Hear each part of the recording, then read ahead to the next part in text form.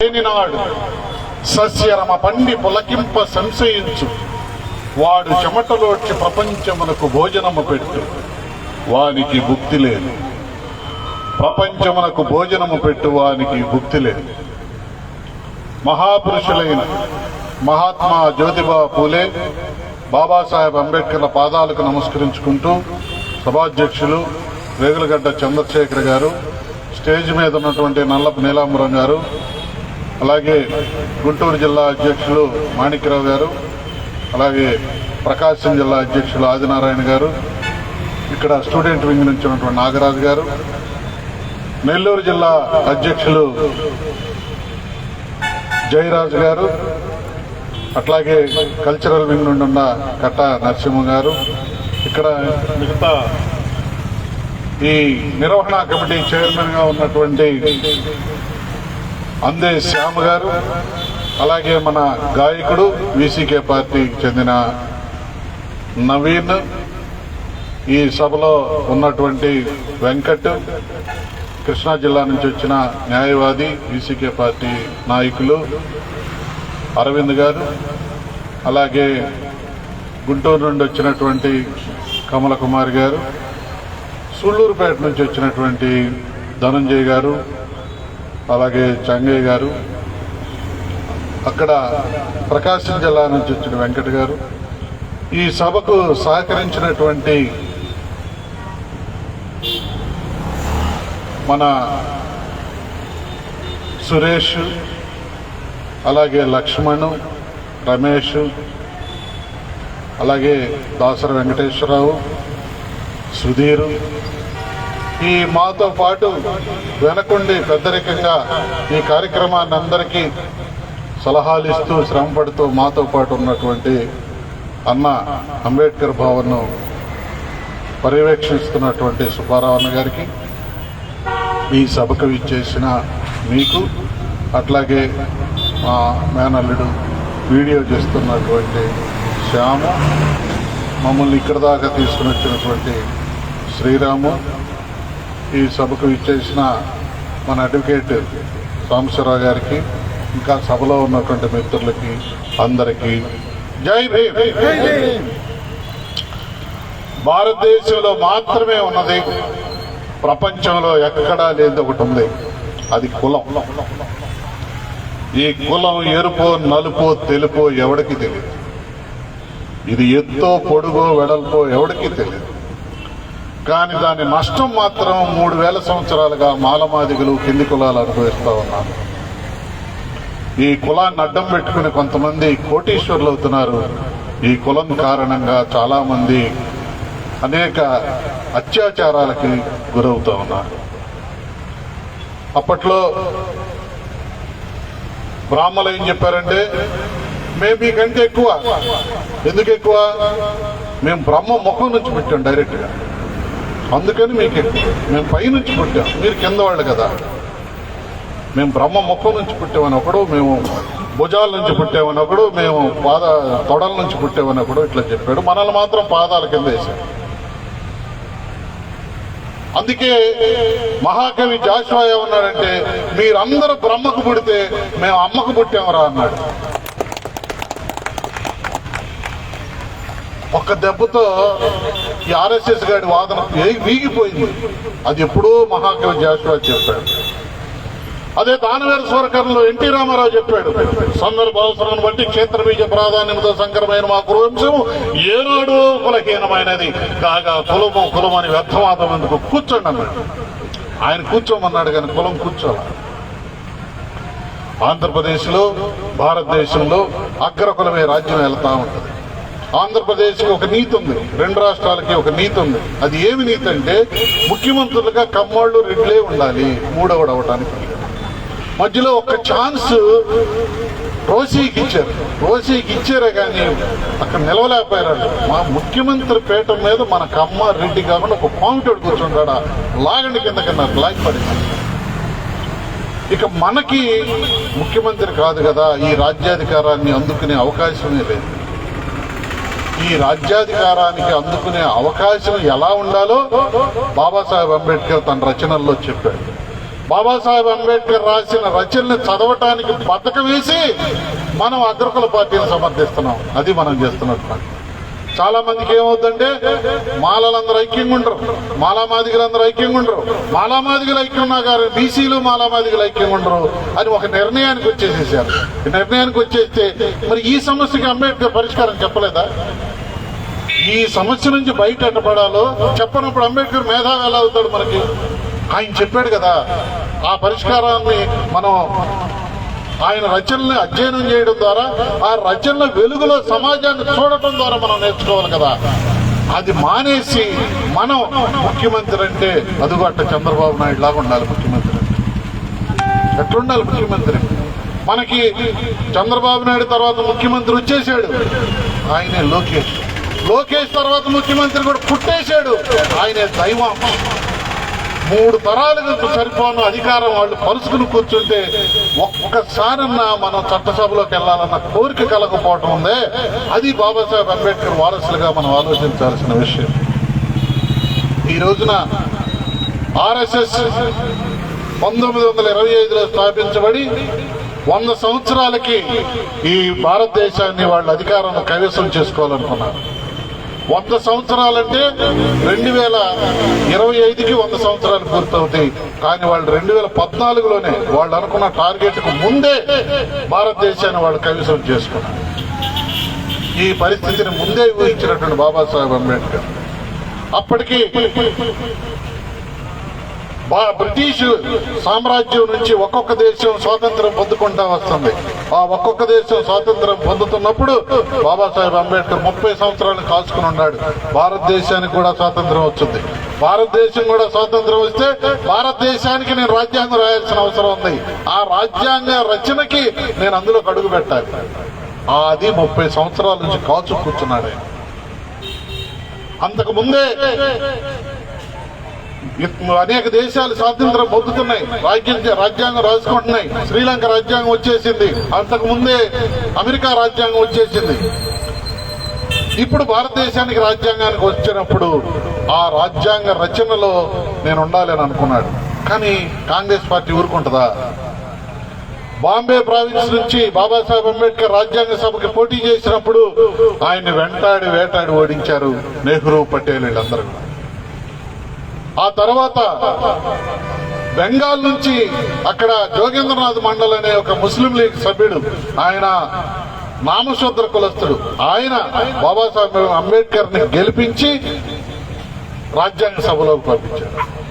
ఏ అంబేద్కర్ ముఖం అయితే రాజ్యాంగ సభలో చూడకూడదు అనుకున్నారో ఆ రాజ్యాంగ సభలోకి అంబేద్కర్ వచ్చేసారు. ఇప్పుడు ఏం చేయాలి? బ్రాహ్మణులు తలుచుకుంటే కుట్రలకు కొదవ. వాళ్ళు ఏం చేశారంటే, ఇప్పుడు మనకు ఆంధ్రప్రదేశ్ కి తెలంగాణకి విభజన చట్టం ఎలా ఉందో అప్పుడు పాకిస్తాన్ కి భారతదేశానికి విభజన చట్టం ఎలా ఉంది. ఆ విభజన చట్టంలో ఒక క్లాజ్ ఉంది. అదేంటంటే ఒక నియోజకవర్గంలో గనక 50% కంటే ఎక్కువ మంది ముస్లింలు ఉంటే దాన్ని పాకిస్తాన్ లో కలపవచ్చు. ఇప్పుడు అంబేద్కర్ ఎక్కడి నుంచి ఎన్నికయ్యాడు? బెంగాల్ నుంచి ఎన్నికయ్యాడు. అక్కడ ఎన్నికైన జిల్లాలు ఏంటి? జైసూరు, ఖుల్నాల్ అనే 2 జిల్లాల ప్రతినిధిగా ఆయన రాజ్యాంగ సభలోకి వచ్చాడు. ఆ జైసూరు, ఖుల్నాల్ అనే 2 జిల్లాల్లో ముస్లింలు 50% లేకపోయినప్పటికీ ఆ 2 జిల్లాలు తీసుకెళ్లి పాకిస్తాన్ లో కలిపేశాడు. అంటే ఇప్పుడు ఆ బాబాసాహెబ్ అంబేద్కర్ సభ్యత్వం ఎక్కడుంది? పాకిస్తాన్ అసెంబ్లీలో ఉంది.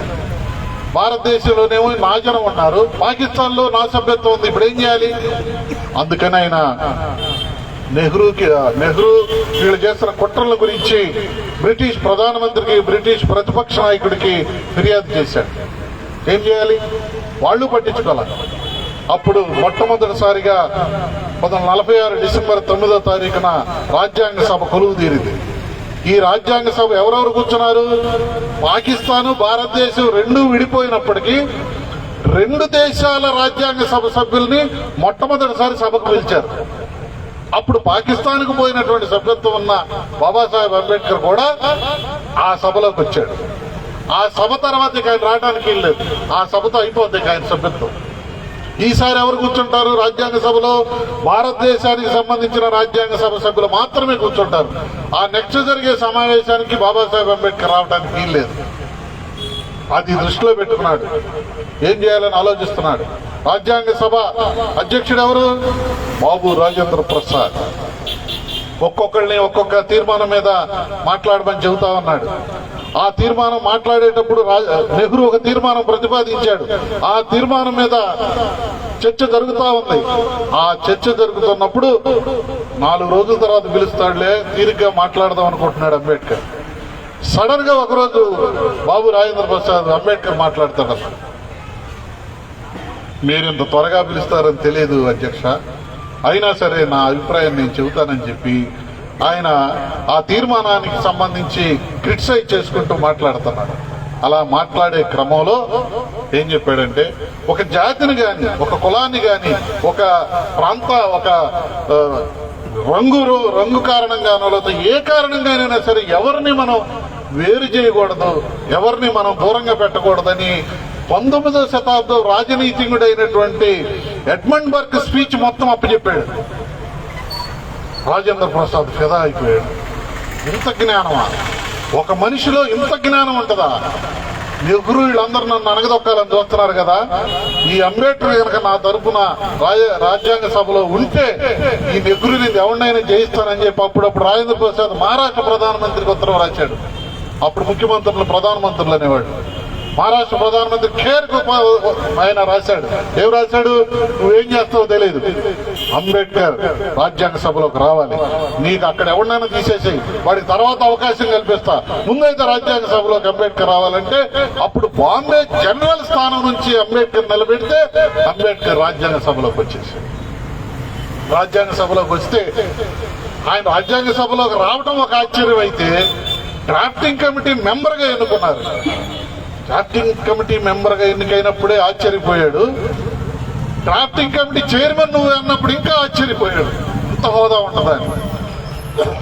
డ్రాఫ్టింగ్ కమిటీ చైర్మన్ అంటే అందరూ ఏమనుకుంటున్నారంటే, అందరూ మాట్లాడేది విని నోట్స్ రాసుకుని తిరిగి అప్పచెప్పేవాడే డ్రాఫ్టింగ్ కమిటీ చైర్మన్ అని హమారా ప్రసాద్ లాంటి వాడు యూట్యూబ్ లో చెబుతున్నాడు.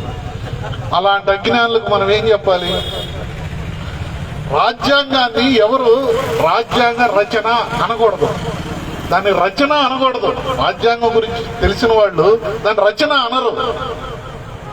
నువ్వు జీవిత చరిత్ర రచన, ఒక కథ రచన, నవల రచన, పరుచూరు బ్రదర్స్ రాసేది రచన, ఇంకొకటి రాసేది రచన. రాజ్యాంగాన్ని నిర్వహించడం అంటారు. ఎందుకని? అది ఒక పత్రం కాదది. రాజ్యాంగాన్ని నిర్మించడం అంటే ఆ దేశంలో ఉన్న పరిస్థితులకు అనుగుణంగా ఆ దేశ ప్రజలందరి బాగోగుల కోసము సత్పరిపాలన అందించేటువంటి ఒక సూత్రాలని అందించే అది ఒక పెద్ద రాజనీతి సంబంధించింది కాబట్టి రచన అని అనకూడదు. సామాన్య ప్రజలకు అర్థం కావడం కోసం రాజ్యాంగ రచన అంటున్నారు కానీ దాని రచన అనకూడదు. అదొకటి. ఈ అమరా ప్రసాద్ ఏం చెబుతాడంటే, మనకి అంబేద్కర్ రాజ్యాంగం రాశాడా? అంబేద్కర్ రాజ్యాంగం రాయటం ఏంటి? 296 మంది రాజ్యాంగ సభలో ఉంటే ఈయన ఒక్కడు ఎట్లా రాస్తాడు? మనకు కూడా అనిపిస్తుంది కదా, 296 మంది ఉన్నారు, అందరూ ఉన్నప్పుడు ఈయన ఎట్లా రాస్తాడని. మరి డ్రాఫ్టింగ్ కమిటీ చైర్మన్ ఏం చేయాలి? డ్రాఫ్టింగ్ కమిటీ చైర్మన్ ఏం చేస్తాడంటే, రాజ్యాంగ సభలో సభ్యులందరినీ సబ్ కమిటీలుగా విభజిస్తారు. సబ్ కమిటీలుగా వేశారు. ఆ సబ్ కమిటీలుగా వేసినప్పుడు ఒక కమిటీకి, రాష్ట్రాల సంబంధాలకు సంబంధించిన కమిటీకి నెహ్రూయే ఆ సబ్ కమిటీ చైర్మన్. నెహ్రూ ఒక ప్రతిపాదన పెట్టాడు రాజ్యాంగ సభలో. ఏమని? భారతదేశం అంటే యునైటెడ్ స్టేట్స్ ఆఫ్ ఇండియా అని పెట్టాడు. అంబేద్కర్ ఆశ్చర్యపోయాడు. కొంప ముంచో Nehru, united states of India అంటున్నావు, భారతదేశం ఉండటానికా పోవటానికా అన్నాడు. అదేంటి అని, యునైటెడ్ స్టేట్స్ ఆఫ్ ఇండియా అనకూడదు అనగా నెహ్రూ ఏమన్నాడు? మరి యునైటెడ్ స్టేట్స్ ఆఫ్ రష్యా ఉందిగా అన్నాడు. అది 50 ఏళ్లలో కూలిపోతాను చూస్తూ ఉండి అన్నాడు. ఆయన చెప్పినట్టు 50 ఏళ్ళు కూలిపోయింది. యునైటెడ్ స్టేట్స్ ఆఫ్ రష్యా ఎట్లా? రష్యాలో విప్లవ విజయానంతరం ఆ రిపబ్లిక్లందరినీ కూర్చోబెట్టుకుని, ఎవరు? లెనిన్ కూర్చోబెట్టుకుని ఏమన్నాడంటే, మనందరం కలిసి ఉందాం, సామ్రాజ్యవాదాన్ని ఎదిరించే క్రమంలో మనందరం కలిసి ఉందాం. United states. యునైటెడ్ స్టేట్స్ అంటే అర్థం ఏంటంటే, విడిపోయే హక్కుతో సహా కలిసి ఉండే హక్కు ఉంటుంది.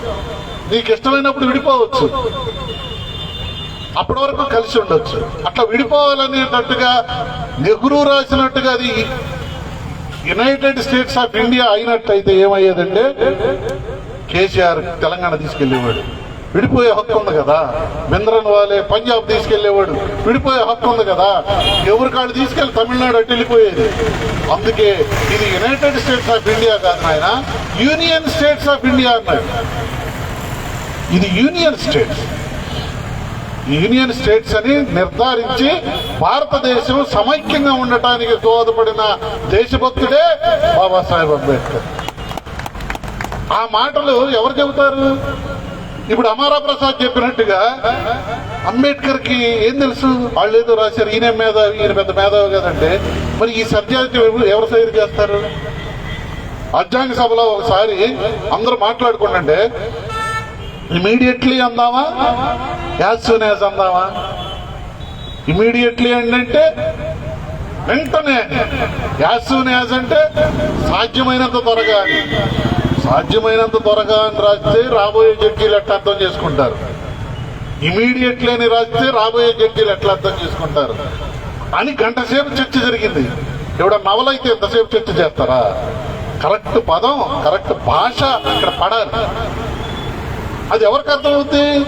ఆ రాజ్యాంగ పరిభాష తెలిసిన వాళ్ళకే, ఆ రాజకీయ పరిభాష తెలిసిన వాళ్ళకి, అంబేద్కర్ లాంటి వాళ్ళకి అర్థమవుతుంది.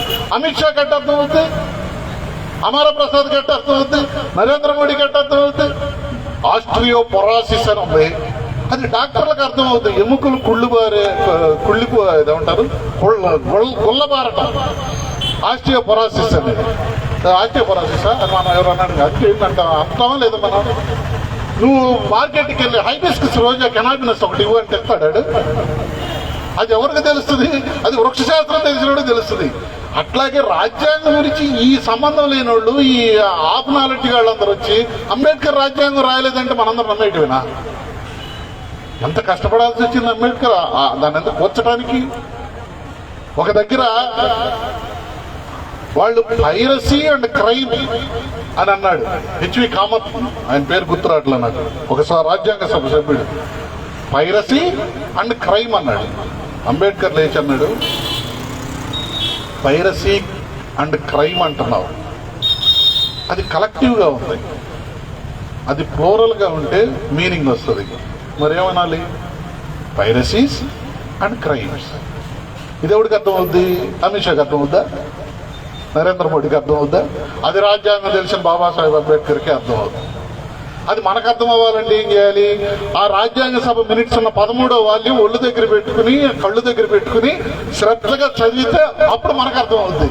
పైరసీస్ అండ్ క్రైమ్స్ అని ఎందుకన్నాడు మనకు అర్థం అవుతుంది. అంత గొప్ప చరిత్ర అందులో ఉన్నప్పుడు రాజ్యాంగం అంబేద్కర్ రాయలేదని ఎట్లా చెబుతారు వీళ్ళందరూ? వీళ్ళందరూ అక్కడ 7 సభ్యులను ఎన్నుకున్నారు డ్రాఫ్టింగ్ కమిటీలో. 7 సభ్యులు, ఒక సభ్యుడు చచ్చిపోయాడు, ఒకడు రిజైన్ చేశాడు, ఇద్దరేమో ఢిల్లీలో చలి మాకు పడదన్నారు, ఒకడేమో ఐక్యరాజ్య సమితిలోకి వెళ్ళిపోయాడు. నాకు అక్కడ పని ఉంది, నాకు తీరిక లేకుండా ఉన్నాను నేను అన్నాడు. మరి ఇంక మిగిలింది ఎవరు? 7 చేయాల్సిన పనిని బాబాసాహెబ్ అంబేద్కర్ ఒక్కడే చేశాడు. ఏ పరిస్థితుల్లో చేశాడు? ఆయన పరిస్థితి ఎలా ఉంది, ఆరోగ్య పరిస్థితి ఎలా ఉంది? అప్పుడు ఆయన ఒక సభకి వెళ్తున్నాడు. ఆ సభకి వెళ్ళేటప్పుడు ఆయన ట్రైన్ దిగిన తర్వాత అక్కడి నుంచి గుర్రబండిలో వెళ్ళాలి. వరుసనే గుర్రబండ్లు ఉన్నాయి. అంబేద్కర్ని గుర్రబండి ఎక్కిందామంటే ఆ గుర్రబండిలో మేము ఎక్కించుకోమన్నారు. ఎందుకని అంటరాను వాడిని మేము ఎక్కించుకుంటాం?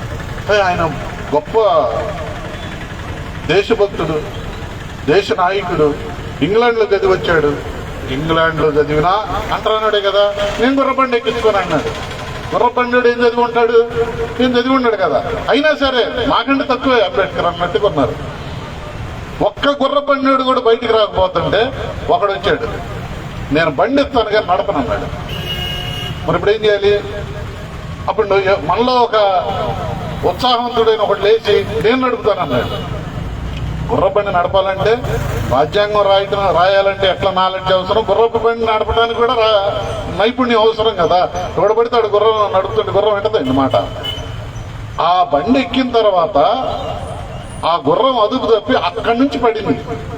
అప్పుడు ఈ తొంటె ఇరిగింది. ఆ నొప్పి ఆయన చనిపోయే వరకు వెంటాడుతూనే ఉంది.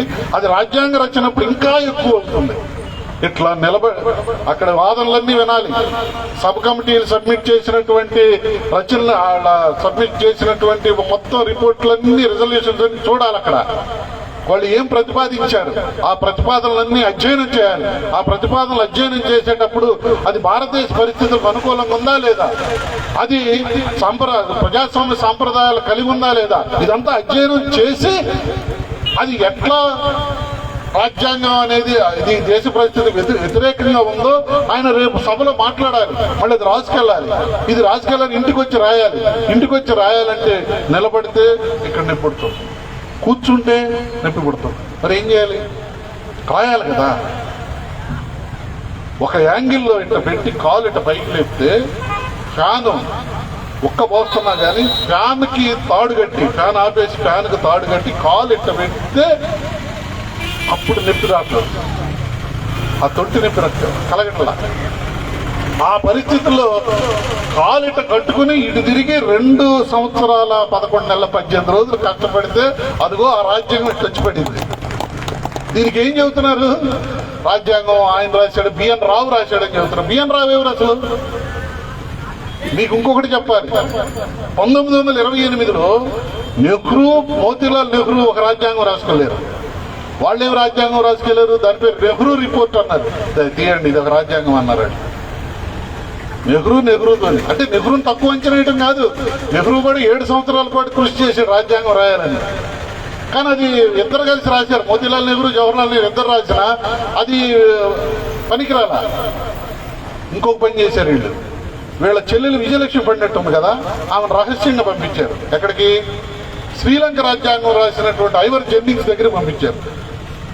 మీరు వచ్చి భారతదేశానికి రాజ్యాంగం రాయండి. నేను రాజ్యాంగం భారతదేశానికి రాయటం ఏంటమ్మా? అక్కడ అంబేద్కర్ లాంటి పవరింగ్ పర్సన్ అంటే అక్కడ ఉన్నప్పుడు నేను రాయటం ఏమన్నా భావ్యంగా ఉంటుందా? ఆయన ఆగిపోయాడు. అలా అందరూ ఆగిపోయినప్పుడు అంబేద్కర్ ఒక్కడే రాజ్యాంగం రాయటానికి అర్హుడు అని అందరూ నిర్ణయించుకున్నారు. అందుకే డ్రాఫ్టింగ్ కమిటీ చైర్మన్ గా వచ్చేశాడు. అప్పటి వరకు నిప్పులు చెరిగే ఉపన్యాసాలు ఇచ్చేవాడు కాంగ్రెస్ పార్టీ అంటే. కానీ ఆయన ఏమనుకున్నాడంటే పాలిటిక్స్ చేస్తాడు కదా. పాలిటిక్స్ ఏమంటారు, ప్రపంచంలో ఉన్న పొలిటీషియన్స్ అందరూ ఆదర్శంగా తీసుకోవాల్సిన పొలిటీషియన్ ఎవరు? అంబేద్కర్ కదా. ఆయన పాలిటిక్స్ తెలీదా? వీళ్ళందరూ మనసు మార్చి ఈయన్ని ఎన్నుకునేటట్టు చేయడం ఆయనకి తెలీదా? అందుకని కొంచెం శాంపిల్ గా మెత్తగా ఉండే ప్రకటనలు ఎత్తుంటే అంబేద్కర్ పర్లేదు, మనకు అనుకూలంగా ఉన్నాడని ఒక వాతావరణం సృష్టించి అట్లా వాళ్ళ కాంగ్రెస్ వాళ్ళని కూడా ఏమార్పు చెందేటట్టు చేసి వాళ్ళని ఏమారవనిచ్చి అప్పుడు రాజ్యాంగ సభలోకి వెళ్ళాడు ఆయన. మరి అక్కడ రాజ్యాంగ సభలోకి వెళ్ళినప్పుడు ఐవర్ జెన్నింగ్స్ శ్రీలంక రాజ్యాంగం రాసినప్పుడు అక్కడ శ్రీలంక తమిళులకు సమానం ఇవ్వలేదు కదా.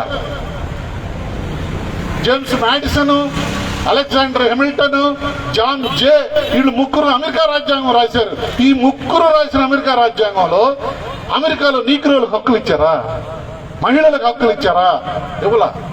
కానీ భారతదేశంలో బాబాసాహెబ్ అంబేద్కర్ ఎంత కేర్ తీసుకున్నాడంటే ఇక్కడ మైదానంలో ఉన్నవాడికి, కొండల్లో ఉండేవాడికి, అడవుల్లో ఉండేవాడికి, కొండ పైన ఉండేవాడికి, కొండ దిగున ఉండేవాడికి, ఊళ్ళో ఉన్నవాడికి, వాడలో ఉన్నవాడికి అందరికీ సమానమైన హక్కులు ప్రసాదించిన మహానుభావుడే బాబాసాహెబ్ అంబేద్కర్. అలా ఏ రాజ్యాంగంలోనైనా అంత ఇదిగా అత్యున్నతంగా ఉందా? ఎన్ని దేశాలు రాజ్యాంగాలు ప్రతిపాదించుకోలేదు. ఒక్కొక్క దేశం రాజ్యాంగం రాసుకుంది, 2 సంవత్సరాల్లో తేలిపోయింది. అసలు రాజ్యాంగం లేదు, ఏం లేదు ఆ దేశం. ఒక్కొక్కటి రాశాడు కానీ అసలు దాన్ని ఆమోదించడమే లేదు. కొన్ని రాశారు, 6 నెలలు ఆవిరైపోయింది. 75 సంవత్సరాలు బతికుందంటే అది బాబాసాహెబ్ అంబేద్కర్ ముందు. 75వ సంవత్సరంలో కూడా రాజ్యాంగాన్ని కదిలిద్దామంటే అమిత్ షా అంత లావున్నా కానీ అది ధైర్యం కావట్లేదు అమిత్ షాకి. అది ఎందుకు? అంత దృఢమైన రాజ్యాంగాన్ని బాబాసాహెబ్ అంబేద్కర్ ప్రతిపాదించారు. అంటే మీరు ఇక్కడ ఉన్నవాళ్ళు ఈ రేపల్లి పట్టణానికి ఏం కావాలి అని అన్నప్పుడు ఒకళ్ళు రాస్తారు, రేపల్లి పట్టణంలో డ్రైనేజ్ సమస్య ఉంది, రేపల్లి పట్టణంలో దోమల సమస్య ఉంది, రేపల్లి పట్టణంలో ఆరోగ్య సమస్య ఉంది, మురికి వాడలే సమస్య. నువ్వు ప్రతిపాదిస్తావు. దాన్ని జీవోలాగా రాయాలంటే ఏం కావాలి? నీకు నాలెడ్జ్ కావాలి కదా. అదే అంబేద్కర్. అంతమంది రాజ్యాంగ సభలో అందరూ ఏముండాలో వాళ్ళ తెలివిగతి ప్రతిపాదించారు. కానీ ప్రతిపాదించినటువంటి దాన్ని రాజ్యాంగ పరిభాషలో ఆర్టికల్స్ లాగా, షెడ్యూల్స్ లాగా రాయాలంటే బాబాసాహెబ్ అంబేద్కర్ రాయాలి కదా. అందులో ఆ రోజుల్లో ఒక బ్రాహ్మడే ఉంది, ఒక కమ్మాయన రెడ్డి ఆయన ఇటు వచ్చంటే మనవాళ్ళు అంత దూరం తప్పుకునేవాళ్ళు వాళ్ళని చూసి. ఇది జరుగుతుంది ఎప్పుడు 46, 47, 48 సంవత్సరాలు ఇది జరిగింది. 49వ సంవత్సరం ఈ రోజే నవంబర్ 26 కదా రాజ్యాంగం ఆమోదం పొందింది. మొన్నటి వరకు మాకు తెలిసిన రోజుల్లో కూడా అంత భయంగా అగ్రకులాలు అంటే మనం ఉంటే 49లో ఎలా ఉండేది పరిస్థితి? అక్కడ ఒక బ్రాహ్మడు ఉన్నాడు, ఆయన రాజ్యాంగ సభలోకి ఎంటర్ అవ్వగానే మొత్తం కాళ్ళ మీద పడేవాడు. గొప్పడు కదా, బ్రాహ్మడు కదా, వాడు అట్లా అనుకుంటా లోపలికి వచ్చేవాడు. అంత గర్విష్ఠులు, అంత అగ్రకుల అహంభావంతో ఉన్న వాళ్ళ మధ్య అంబేద్కర్ నిలబడి ఉన్నాడు. ఎట్లా ఉండి ఉంటాడు? బాడీ లాంగ్వేజ్ ఎలా ఉండి ఉంటుంది? పార్లమెంట్లో అంబేద్కర్ ఎలా నిలబడి ఉంటాడు వాళ్ళందరి ముందు? భయంగా మన మాలమాదిగ ఎమ్మెల్యేలు అసెంబ్లీలో చంద్రబాబు నాయుడు ముందు నుంచున్నట్ట, జగన్మోహన్ రెడ్డి ముందు నుంచున్నట్ట కాదు కదా, చిరుతుపూరు నుంచున్నాడు అక్కడ. వాడు అక్కడ నిలబడి ఒకడు అంబేద్కర్ అని డిస్టర్బ్ చేస్తుంటే మిస్టర్ పిళ్ళాయ్ సిడౌన్ అనగానే కూర్చున్నాడు. అప్పుడు ఎంత ఏమంటాము, రోరింగ్ అంటాం కదా, ఎంత గర్జించి ఉంటాడు ఆయన. దానికి ఎంత తెలివి అవసరం, ఎంత నాలెడ్జ్ అవసరం. ఇదంతా అమర ప్రసాద్ గారికి ఎవడు చెబుతాడు?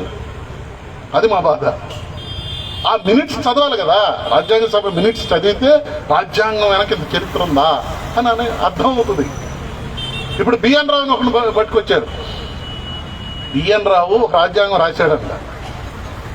ఆయన ఎన్ని రాశాడు? ఆయన కూడా తీసిపడేలా తీసుకొచ్చి దాదాపు దాన్ని కూడా 28 సవరణలు చేసి తీసుకున్నా. అది కొద్దిది. మరి అంతకుముందే బాబాసాహెబ్ అంబేద్కర్ ఒక రాజ్యాంగం రాశాడు, అది స్టేట్స్ అండ్ మైనార్టీస్ అని ఆయన ఒక రాజ్యాంగం రాశాడు. మన అసలు రాజ్యాంగం స్టేట్స్ అండ్ మైనార్టీస్ రాశాడు. ఆ స్టేట్స్ అండ్ మైనార్టీస్ లో భూమి, భారీ పరిశ్రమలు, బీమా రంగం జాతీయం చేయమన్నాడు.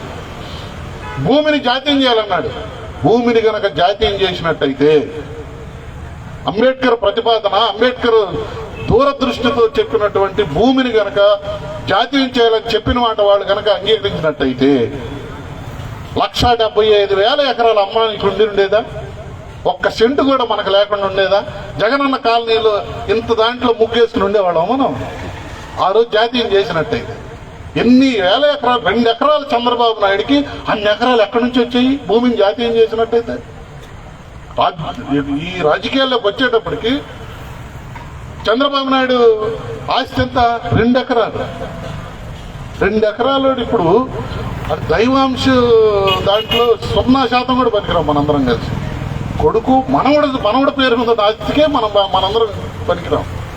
అంత ఎత్తుకు ఎదగలిగారు. భారీ పరిశ్రమలు జాతీయం చేయమన్నాడు. భూమిని, భారీ పరిశ్రమ, బీమా రంగాన్ని జాతీయం చేసినట్టు ఎంత బాగుండేది. బీమా రంగాన్ని జాతీయం చేసినట్టే ఆయన తీసుకొచ్చిన కార్మిక చట్టాలన్నీ అమల్లో ఉండేవి. ఇప్పుడు వరి కోతలలో వ్యవసాయ కూలీలుగా బతికే వాళ్ళందరికీ వాళ్ళు గవర్నమెంటే కట్టేదేమో బీమా. ఒకవేళ భర్త కూలి చేసుకునే తల్లి భర్త కనుక చనిపోతే అనాథ అయ్యేది కాదేమో బీమా రంగాన్ని జాతీయం చేస్తే. ఆయన ఒక ఇంట్లో సంపాదించే వాళ్ళు చనిపోతే ఆ బీమా వచ్చి పడితే ఈ పిల్లలందరూ చదువులకు ఇబ్బంది పడకుండా ఉండేవాడు. ఎంత దూరదృష్టితో చెప్పాడు ఆయన. రాజ్యాంగం అది కూడా రాశాడు ఆయన. దానికి ఏం చేయాలి? అలా వీళ్ళందరూ చేశారు. అయితే టీటీ కృష్ణమాచార్య అని ఆయన చెప్పాడు, అయ్యా డ్రాఫ్టింగ్ కమిటీలో ఇంతమంది ఉన్నా కానీ వాళ్ళందరూ వదిలేస్తే అంబేద్కర్ ఒక్కడే ఆ బాధ్యతను భుజస్కంధాల మీద మోసి చేశాడు. ఈ కీర్తి అంతా అతనికే చెందాలని. అంటే అంబేద్కర్ మాత్రం చాలా పొలైట్గా ఈ సభలో చాలామంది ఉన్నారు. చాలామంది రాజ్యాంగ నిపుణులు ఉన్నారు, లేకపోలేదు. వాళ్ళందరూ అలా ఉండటం ఒకటి నుంచి వాళ్ళందరూ క్రమశిక్షణగా ఉండేటట్టుగా కాంగ్రెస్ అధిష్టాన వర్గం కూడా చర్య తీసుకుంది. ఆ అధిష్టాన వర్గం కూడా గొప్పతనం మనం ఆపాదించాలని ఆయన మోడెస్ట్గా చెప్పుకున్నాడు. అలాంటి పరిస్థితుల్లో భారత రాజ్యాంగ నిర్మాతగా అంబేద్కర్ను అంగీకరించడానికి అగ్రకులాలకి అహం అడ్డం వస్తుంది. వాళ్ళు మాట్లాడకుండా అమారా ప్రసాద్ లాంటి చిన్న వాళ్ళని తీసుకొచ్చి, నడమంత్ర మొలకలను తీసుకొచ్చి అంబేద్కర్ మీద అభండాలు వేస్తున్నప్పుడు అంబేద్కర్ వారసులైన మనం ఏం చేయాలి? నువ్వేమైనా మాట్లాడదామంటే నువ్వు తెలుగుదేశంలో ఉంటుంది, నువ్వు తెలుగుదేశంలో ఉండి అంబేద్కర్ తరఫున మాట్లాడితే నువ్వు కూటమిలో ఉన్నావు కదా, అంబేద్కర్ తరఫున మాట్లాడకూడదు అంటున్నా. మరి అంబేద్కర్ వారసులు అంటే ఎవరు? ఇప్పుడు కొత్త సిద్ధాంతం ఏంటంటే నువ్వు ఏ పార్టీలోనన్నా ఉండవు, జైబీ అంటే చాలంట. నువ్వు అమిత్ షా పక్కనుండు, జగన్మోహన్ రెడ్డి పక్కనుండు, చంద్రబాబు నాయుడు పక్కనుండు, ఎక్కడున్నా సరే జైబీ అంటే నువ్వు అంబేద్కర్ వాది అని. అట్లా ఉంటుందా అంబేద్కర్ వాదం అంటే? అంత అస్పష్టంగా, అంత క్రమం లేకుండా ఉంటుందా అంబేద్కర్ వాదం అంటే? అంబేద్కర్ వాదం అంటే స్వేచ్ఛ, సమానత్వం, సౌభ్రాతృత్వం, ఈ మూడు పరిడి వెళ్ళాలన్నాడు. స్వేచ్ఛ, ఏం స్వేచ్ఛ ఉండాలి? నువ్వు చదువుకోవడానికి స్వేచ్ఛ ఉండాలి, వ్యాపారం చేసుకోవడానికి స్వేచ్ఛ ఉండాలి, నీ మాట్లాడటానికి స్వేచ్ఛ ఉండాలి, నీ అభిప్రాయం చెప్పడానికి స్వేచ్ఛ ఉండాలి, సమానత్వం ఉండాలి. ఎటువంటి సమానత్వం? అది మనిషి సమానత్వం. అలెగ్జాండర్ పురుషోత్తముడిని జయిస్తాడు కదా. అలెగ్జాండర్ సింహాసనం మీద కూర్చుంటే, సింహాసనం మీద కూర్చున్న అలెగ్జాండర్ ఎదురుగా పురుషోత్తముని చేతులు కట్టేసి తీసుకొచ్చి అట్లా నిలబెట్టారు. అలెగ్జాండర్ అడిగాడు పురుషోత్తముడిని, ఏం కావాలి నీకు అన్నాడు. ఒక రాజు ఇంకొక రాజుకి ఇచ్చే గౌరవం కావాలన్నాడు. అప్పుడు వెంటనే కట్లు ఇప్పేసేసి ఎదురుగా ఇంకొక సింహాసనం వేసి పురుషోత్తముని కూర్చోబెట్టు. అది సమానత్వం అంటే. ఈక్వల్గా నన్ను సమానంగా పిలువు, నన్ను సమానంగా చూడు అని చెప్పడం. ఆ సమానత్వాన్ని ప్రబోధించినాడే బాబాసాహెబ్ అంబేద్కర్. మనకి బండారు రామారావు అని అప్పట్లో పెద్ద యాక్టర్ ఒక ఆయన ఉండేవాడు. ఆయన ఒక నాటకం ఆడి వెళ్తున్నాడు. ఆ మరుసటి రోజు ఆయన నాటకం ఆడేసరికి తెల్లారిపోయింది. అక్కడున్న అభిమానులందరూ తీసుకెళ్లి టిఫిన్ ఏదో చేయించేసరికి అది వాళ్ళు మాట్లాడి వాళ్ళు వీటుకోలు తీసుకునేసరికి ఎండెక్క నడినెత్తికి ఎక్కింది. ఆయన గొడుగేసుకుని వెళ్తున్నాడు. ఆ అగ్రకుల వీధిలో గుండా వెళ్తుంటే అక్కడ చెట్లు నీడ నరుగుల మీద కూర్చున్న వాళ్ళు, రాత్రి పద్యాలు పాడింది వీడే అన్నాడు ఒకడు. వీడే పిలవాలంటే ఎట్లా పిలవాలి? రామారావు గారు అనాలి కదా. మరి రామారావు గారు అన్నామంటే ఆయన మాల, ఆయన రామారావు గారు అంటే కుదరదు కదా. అందుకని గొడుగు అన్నాడు. రామారావు కనపడింది పలకల. మళ్ళీ గొడుగు అన్నాడు, ఆయన కనపడింది పలకల. మూడోసారి గొడుగు నిన్నే అన్నాడు. బండారామారావు వెనక్కి వచ్చి గొడుగు ముడిచేసి కింద పెట్టి ఒక తన్నుదని అమ్మ అయ్యగారు పిలుస్తుంటే పలకలే అన్నాడు. ఆయన కళాకారుడు కాబట్టి మనిషిని పిలిచే పద్ధతి అది కాదురా. సమానత్వం అంటే ఎట్టుంటది? రామారావు గారు అను, మూడో హరిశ్చంద్ర బండారు రామారావు అని అన్ని వాల్ పోస్టుల మీద ఉంది కదా. బండారామారావు అంటే తక్కువ, ఎన్టీ రామారావుని 20 పెట్టి అచ్చవేస్తే కానీ బండారామారావు అవడం. అంత గొప్ప యాక్టర్ని కూడా నువ్వు పేరు పెట్టి పిలవలేకపోయావే, అది సమానత్వం లేకపోవడం. ఆ సమానత్వం కావాలని అంబేద్కర్ సిద్ధాంతాన్ని పెట్టాడు. స్వేచ్ఛ, సమానత్వం, సౌభ్రాతృత్వం ఆయన ఆశయాలని. చాలా మంది మనవాళ్ళు కూడా స్వామి అంబేద్కర్ ఆశయాలను అంటారు. వాళ్ళని వెనక్కి పిలిచి అంబేద్కర్ ఆశయాలు ఏవేంటని అడగండి. అందరూ అంటున్నారు సార్, మనకు కూడా తెలియదు, మనం కూడా అంటున్నామండి. అంబేద్కర్ ఆశయ స్వేచ్ఛ, సమానత్వం, సౌభ్రాతృత్వం ఉండాలి. మనుషులను విడిచేసే హిందుత్వం ఉండకూడదు. ప్రబుద్ధ భారత్గా ఉండాలి. భారతదేశం అంతా ప్రబుద్ధ భారత్గా ఉండాలని ఆయన చెప్పాడు. స్వేచ్ఛ, సమానత్వం, సౌభ్రాతృత్వం అంటే అన్నదమ్ముల్లాగా కలిసి ఉండటం, ఇంకొకటి నీ సోదరులాగా ప్రేమించటం, సౌభ్రాతృత్వం. అది ఆయన చెప్పాడు. భారతదేశం కమ్యూనిజానికి ఒక పుస్తకంలో రాశాడు ఆయన. సౌభ్రాతృత్వం అంటే మీకేం తెలుసురా అన్నాడు బ్రాహ్మణుల్ని. మీకేం తెలుసు సౌభ్రాతృత్వం అంటే? బైబిల్లో ఎహెజ్కేల్ ప్రవక్తను చదవండి, సౌభ్రాతృత్వం అర్థమవుతుంది అన్నాడు. ఆయన 8 బైబిళ్ళు చదివాడు, మన వాళ్ళు ఒకటే చదువుతారు కదా. అంబేద్కర్ 8 బైబిళ్ళు చదివాడు ఆయన. మన వాళ్ళు జేమ్స్ వర్షన్ ఒక్కటే చదువుతారు కదా. అలా స్వేచ్ఛ, సమానత్వం, సౌభ్రాతృత్వం అన్నాడు. ఆయన విజన్ ఏంటి? ఆయన కళ ఏంటి? భారతదేశం స్వేచ్ఛ, సమానత్వం, సౌభ్రాతృత్వాలుగా పరిడి వెళ్ళే దేశంగా ఉండాలని. మరి దాన్ని చేరుకోవాలంటే, అది సాధించాలంటే అంబేద్కర్ యొక్క మిషన్ ఏంటి? Educate, agitate, organise. ఎడ్యుకేట్ చేయమన్నాడు. ఏం ఎడ్యుకేట్ చేయాలి? ఎడ్యుకేట్ చేయి. ఎందుకు ఈ భారతదేశ పరిస్థితులు ఇట్లా ఉన్నాయి? ఎందుకు అంటరాంతరం ఉంది? ఎవరి వల్ల ఈ అంటరాంతరం మనకు వచ్చింది? అంటరాంతరం ఎలా పోతుందో ఎడ్యుకేట్ చేయి. తర్వాత ఏం చేయాలి? యాజిటేట్ చేయి. ఏ కారణాలైతే నువ్వు ఐడెంటిఫై చేసావు కదా, ఆ కారణాలైతే నువ్వు యాజిటేట్ చేయి, ఆందోళన చేయి. చేసావు కదా, ఆ ఆందోళన చేయడం ద్వారా ఒకడు ఎక్కువ ఒకడు తక్కువ అని అనార్గనైజ్గా ఉండగా దాన్ని ఆర్గనైజ్ చేయన్నాడు. ఒకడు ఎక్కువ ఒకడు తక్కువ ఉన్నాడు కదా, అట్లా ఉండొద్దు, ఆర్గనైజ్ చేయి ఇట్లా అన్నాడు. దాన్ని మన వాళ్ళు తెలుగులో ఏం చేశారు? బోధించు, సమీకరించు, పోరాడు అన్నాడు. ఎగిరిపోయింది సిద్ధాంతం ఒక దెబ్బకి. తెలుగులో ట్రాన్స్లేట్ చేసేసరికి ఎడ్యుకేట్, యాజిటేట్, ఆర్గనైజ్ అంటే ఒకళ్ళు ఎడ్యుకేట్ చేసేవాళ్ళు, ఒకళ్ళు యాజిటేట్ చేసేవాళ్ళు, ఒకళ్ళు ఆర్గనైజ్ చేసేవాళ్ళు కాదు. అది ఒకే కార్యక్రమంలో ఉన్నటువంటి 3 దశలు అయ్యి. కొంతమంది ఏం చేస్తారు, నేను ఎడ్యుకేట్ చేస్తానండి అంబేద్కర్ని, ఎక్కడన్నా అంబేద్కర్ భవన్ ఉంటే 2-3 క్లాసులు తీసుకుంటూ ఉంటాను, నేను ఎడ్యుకేషన్లో ఉంటానన్నాడు. మరి యాజిటేట్ అంటే మన కుర్రాళ్ళు, ఉద్యోగం రాని వాళ్ళు, పని పాట లేని వాళ్ళు వీళ్ళందరూ ఉంటారండి, వాళ్ళు ఏమో యాజిటేట్ చేస్తారు. మరి పోరాటం మరి ఎవరు చేయాలి? పోరాటం అంటే మాల మహానాడు, మాదిదండ వీళ్ళు ఉన్నాను, వాళ్ళు పెట్టి పోరాటం చేసుకున్నారు. ఎటు పోయిందో చూడండి అసలు అంబేద్కర్ సిద్ధాంతం అని. ఆ స్వేచ్ఛ, సమానత్వం, సౌభ్రాతృత్వం అనే ఆయన కళను సాధించే మిషన్, దాని మార్గమే ఎడ్యుకేట్, యాజిటేట్, ఆర్గనైజ్. అది అంబేద్కర్ గొప్పతనం. చాలా మంది రేపళ్ళు వచ్చిన తర్వాత మాది వీసీకే పార్టీ అంటే మా సభకు రండి అంటే ఇది పొలిటికల్ పార్టీ అది కొంచెం కష్టమేనండి. పొలిటికల్ పార్టీ అంత అంటరా అంటరాని వాళ్ళు చాలా మంది ఉన్నారు. మనకి 89-59 కులాలు ఏమంటే అంటరాని కులాలు, దాంట్లో వీసీకేని కూడా చేరుస్తున్నారు. నన్ను అక్కడ నాగార్జున యూనివర్సిటీ వీసీ గారు విఎన్ఆర్ఆర్ గారు ఉన్నప్పుడు నన్ను ఒక అంబేద్కర్ జయంతికి చీఫ్ గెస్ట్గా పిలిచారు. నేను వెళ్ళి కూర్చున్న తర్వాత ఇక నేను మాట్లాడబోయే టైంలో ఓ ప్రొఫెసర్ వచ్చి చెవిలో చెప్పాడు, సార్ మీరు అంబేద్కర్ గురించి మాత్రమే చెప్పండి, ఇక్కడ అన్ని కులాల వాళ్ళు ఉన్నారు, అన్ని పార్టీల వాళ్ళు ఉన్నారు, నువ్వు మాత్రం రాజకీయాల జోలికి వెళ్ళబాక, అంబేద్కర్ గురించే చెప్పన్నాడు. నేను లేచి నాకు ఒక సందేహం వచ్చింది. నేను చాలా ధర్మ సందేహంలో పడిపోయాను. ఆయనేమో ఒక ఆయన చెవులో చెప్పలేడు, అంబేద్కర్ గురించి మాత్రమే చెప్పు, రాజకీయాలు మాత్రం చెప్పబాకన్నట్టు. నేను ఇప్పుడు ఏం చేయాలి? నువ్వు ఎన్టీ రామారావు గురించి చెప్పు కానీ సినిమాల జోలికి వెళ్ళబాకంటే నేనేం చేయాలి? అలాగే అంబేద్కర్ గురించి చెప్పాలంటే అంబేద్కర్ ఆశయాన్ని ముందుకు తీసుకెళ్తున్న వీసీకే నీకు ఆత్మీయంగా చూసుకోవాలి కదా, కడుపులో పెట్టి చూసుకోవాల్సిన దాన్ని. అమ్మో ఆ మీటింగ్కే మేము వెళ్ళకూడదని అన్నారంటే ఏమన్నా అర్థం ఉందా? పొలిటికల్ పార్టీయా ఇదేమన్నా? బీజేపీయా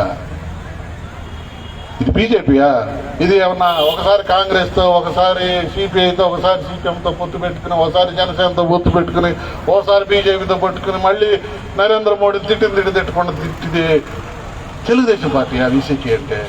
దీనికి ఒక ఆశయం, దీనికి ఒక పోరాటం, దీనికి ఒక లక్ష్యం, దీనికి ఒక త్యాగం ఇంత ఉంది. ఇందులో బ్లూ రంగు ఉంది కదా, జెండాలో బ్లూ రంగు, అదే అంబేద్కర్ సిద్ధాంతం. ఆ అంబేద్కర్ సిద్ధాంతాన్ని తీసుకెళ్లే మార్గమే అందులో ఉన్న ఎరుపు. ఇది వీసీకే పార్టీ అంటే. భారతదేశంలో, భారత పార్లమెంట్ లో అందరూ నరేంద్ర మోడీకి లొంగిపోతే ఏకైక వీరుడు తిరుమావళవన్ ఒక్కడే నరేంద్ర మోడీకి వ్యతిరేకంగా అక్కడ ఉన్నాడు. ఆయన లేచి పార్లమెంట్ లో నరేంద్ర మోడీ ఒకే దేశం, ఒకే చట్టం కావాలన్నాడు. అంత ప్రమాదం అది. ఒకే దేశం అంటే ఏంటి? ఇక రాష్ట్రాలకు ఏం హక్కులు ఉండవు, ఒకే దేశం అంతే. ఇప్పుడు యూనియన్ ఆఫ్ మన యూనియన్ ఆఫ్ స్టేట్స్ అనుకున్నాం కదా, ఏది ఇండియాని, ఆ స్టేట్లో ఏది కాదు, ఒకే దేశం అది అంతే. ఒకే చట్టం, ఒకే చట్టం, ఒక చట్టమే ఉంటుంది. అందులో ఎస్సీ/ఎస్టీ యాక్ట్ ఉండకూడదు. మళ్ళీ ఎందుకని? ఎస్సీ/ఎస్టీ యాక్ట్ కొంతమందికే కదా, ఒకటే చట్టం ఉంటుంది. ఆ చట్టం ముందు అందరూ అందులో ఉంటారు. గిరిజనులకు ప్రత్యేక హక్కులు ఉండవు. 170 చట్టం గిరిజనులకు ఉంది, అది కూడా ఉండదు. అన్ని చట్టాలు రద్దు చేసి ఒకే చట్టం ఉంటుంది. అంటే అగ్రకులాలకు ఉండే చట్టమే చట్టం. అది ఎవరికి అర్థమైంది? తిరుమావళవన్ గారికి మాత్రమే అర్థమైంది. ఒకే దేశం, ఒకే చట్టం ఉండాలని సరే తిరుమావళవన్ గారు లేచాడు. ఒకే దేశం, ఒకే చట్టం తెస్తావా? ముందు ఒకే ఊరు, ఒకే శ్మశానం తీసుకురా, అప్పుడు చూద్దాం అన్నాడు. అప్పుడు ఎగిరిపోయినాయి వాళ్ళ ఫీజు. అలాంటి పోరాడే తత్వం ఉన్నదే బీసీకే. తిరుమావళవన్ గారంటే ఆయన తమిళనాడులో ఈ విప్లవాన్ని తీసుకొచ్చాడు. ఎవడు కొడితే వాడిని కొట్టమన్నాడు, ఎవడు చంపితే వాడిని చంపమన్నాడు. ఇది రాజ్యాంగం ఇచ్చిన హక్కు అన్నాడు. ఆత్మరక్షణ అనేది రాజ్యాంగం ఇచ్చిన హక్కు. మనకేమవుతుంది? అలాంటి పోరాటాన్ని తమిళనాడులో ఆయన చేస్తున్నాడు కాబట్టి ఒక తమిళనాడుకే పరిమితం కాకుండా ఖైర్లాంజీలో చంపితే ఖైర్లాంజీ వెళ్ళాడు, ఖైర్లాంజీలో చంపితే ఖైర్లాంజీ వెళ్ళాడు, కారంచేడులో చంపితే కారంచేడు వచ్చాడు, చుండూరులో చంపితే చుండూరు వచ్చాడు, లక్ష్మీపేటలో చంపితే లక్ష్మీపేట వచ్చాడు, పొన్నూరులో మొన్న ఈ మధ్య బర్ణబాస్ అనే ఒక బియ్యం వ్యాపారం చంపితే తిరుమావళవన్ గారు వచ్చాడు అక్కడి నుంచి. అక్కడ ఎక్కడ పోరాటం జరిగినా కానీ ఆయన అటెండ్ అవుతా ఉన్నాడు. ఆయన మనకు ధైర్యం ఇస్తా ఉన్నాడు. ఒక తరపు అక్కడి నుంచి అగ్రకులాల దాడులకు వ్యతిరేకంగా ఆయన పోరాటాన్ని అందిస్తున్నాడు. నేనొక్కడనే మగవాడిని కాదు, నేనొక్కడనే వీరుడు కాదు, నేనొక్కడనే యోధుడిని కాదు, ప్రతి ఒక్కడూ యోధుడు అవ్వాలని చెప్పి గ్రామాన్ని పర్యటించి అందరినీ యోధులుగా తయారు చేశాడు. అలాంటి తిరుమావలవన్ గారి నాయకత్వం. ఎటువంటి తిరుమావలవన్ గారు అంటే ఎట్లా ఉంటారు? ఒక్కొక్క నాయకుడు ఎక్కడ పడితే అక్కడ ప్రతి ఊరికి ఒక 20 మంది నాయకులు అట్లాంటి వాడు పుట్టరు. బుద్ధుడు మళ్ళీ పుట్టారు, బుద్ధుడు లాంటాడు. తర్వాత మళ్ళీ పూలే వచ్చాడు. పూలే లాంటి వాడు మళ్ళీ పుట్టాడా? ఆయన చనిపోయిన తర్వాత 1890లో ఆయన చనిపోతే 1991 కానీ అంబేద్కర్ పుట్ల. అంబేద్కర్ తర్వాత కాంశీరామ్, తర్వాత తిరుమావలవన్. బుద్ధుడు, పూలే, అంబేద్కర్, కాంశీరామ్, తిరుమావలవన్. ఇది వరుస. నువ్వు అంబేద్కర్ బతికున్నప్పుడు అంబేద్కర్ని అనుసరించకపోతే ఎంత తప్పు చేయడమో ఇప్పుడు తిరుమావలవన్ గారిని అనుసరించకపోతే అంతే తప్పు చేసినట్టు. నువ్వు కాంశీరామ్ ఉన్నప్పుడు ఆయన అనుసరించకపోతే తప్పు చేస్తే ఇప్పుడు తిరుమావలవన్ గారు ఉన్నప్పుడు అనుసరించకపోతే తప్పు చేసినట్టు. ఏమవుతుంది? మనం బలం మెల్లమెల్లగా పుంజుకుంటాం. గూటి నిండా కోళ్ళు ఉంటే కాదు, కూసే కోడి కావాలి. ఇక్కడ ఉన్న వాళ్ళందరూ కూసే కోళ్ళు కానీ ఇక్కడికి వచ్చారు. ఈ రాజ్యాంగాన్ని 75 సంవత్సరాల పాటు ఇక్కడ నిలబడి ఉండటానికి కావలసిన దానికి తగినటువంటి రచన అంత ఉన్నతంగా అంత దూరదృష్టితో చేసినటువంటి బాబాసాహెబ్ అంబేద్కర్ మేధస్సుని, ఆయన కృషిని కొనియాడటానికే మనందరం ఇక్కడ కూర్చున్నాం. భారతదేశంలో భారత రాజ్యాంగం మాత్రమే ఈ భారతదేశాన్ని సమైక్యంగా ఉంచగలదు. అందులో లోటుపాట్లు ఉండొచ్చు, అస్సలు ఆ లోటుపాట్ల నుండి సవరించుకోవచ్చు ముందు. కానీ ఆ రాజ్యాంగం వల్లనే మనం ఇక్కడ పుట్టాం. ఈ రాజ్యాంగం అమలు కాకముందు మరి ఎవరైనా హోటల్కి వెళ్ళి మాకు దోశ కావాలని అడిగారా? మంగళ షాపులోకి వెళ్ళి కటింగ్ చేయమని అడిగారా? ఎవరో చేయలేదు కదా ఆ రోజుల్లో, మనకే చేశారు. కానీ ఈ కులాలన్నీ సమైక్యంగా ఉంచకుండా బీసీలకి ఎస్సీలకి తగులు పెట్టేశారు. బీసీలని ఎస్సీలని కలవనివ్వట్లేదు. ఎస్సీలో మళ్ళీ మాలమాదిగలకి కలవనివ్వట్లేదు. మాలమాదిగలకి మీరు కూడా చెరుకు ఒక్కొక్క పార్టీ ఒక్కొక్కరి దగ్గరికి చేరదీసి వాళ్ళని వీళ్ళని విడదీయటానికి ప్రయత్నం చేస్తుంది. ఎక్కడైనా మొత్తం భారతదేశంలో ఎక్కడైనా మాలోళ్ళు మాదిగలని రేప్ చేశారా? మాదిగల భూములు ఆక్రమించుకున్నారా? మాదిగలని చుండూరు కారం చెడులాగా చేశారా? ఎక్కడైనా మాదిగలు మాలలను చుండూరు కారం చెడులాగా చేశారా? మాలలను మాదిగలు రేపు చేశారా? ఎక్కడైనా వాళ్ళ భూములు ఆక్రమించుకున్నారా? వీళ్ళిద్దరు ఆక్రమించుకోరా? ఇవన్నీ చేసే కమ్మారెడ్లు మన మిత్రులంట, వీళ్ళు మాత్రం ఒకరికొకరు శత్రువులు అంట. ఏం థీరీలు? ఆ తప్పుడు థీరీలు పట్టుకుని మనం మనకున్న బలాన్ని నిర్వీర్యం చేసుకుని ప్రతి పోలీస్ స్టేషన్ ముందు, మేము రాత్రి కూడా ఈ పోలీస్ స్టేషన్కి వెళ్ళాం, ఎవడన్నా ఒక కోటీశ్వరుడు అక్కడ సిఐ ముందు దీనంగా నుంచుంటాడేమో నేను చూస్తాం. పోలీస్ స్టేషన్లో నన్న చూడు, ఆ నెత్తి మీద కొబ్బరిలో లేనోడు, వాడు అసలు కనీసం కాళ్ళకు చెప్పులు లేనోడు అక్కడ కూర్చుని ఉంటాడు. వాళ్ళందరూ అధికారం, వాళ్ళందరి జీతాలు, వాళ్ళందరి అహంకారం ఇదంతా ఎవరి మీద చూపించడానికి? ఆ కాళ్ళకు చెప్పులు లేనోడు, నెత్తి మీద కొబ్బరి నూనె లేనోళ్ళు, వీళ్ళకి చూపించడానికి పోలీస్ స్టేషన్లన్నీ. వాళ్ళు మాత్రం తప్పులు చేస్తున్నారా? కోటీశ్వరులు తప్పులు చేయట్లా, భూస్వాములు తప్పులు చేయట్లా. వాళ్ళని ఎవరు అరెస్ట్ చేయాలి? వాళ్ళకి సంబంధించిన పోలీస్ స్టేషన్ ఇంకా రాలా. మనం ఈ పోలీస్ స్టేషన్కి బాబాసాహెబ్ అంబేద్కర్ చెప్పాడు, నా అంటరాని వాడా. ఎవరైనా పిలిచారు ఇట్లా మనల్ని? అంబేద్కర్ ఒక్కడే పిలిచాడు, నా అంటరాని వాడా.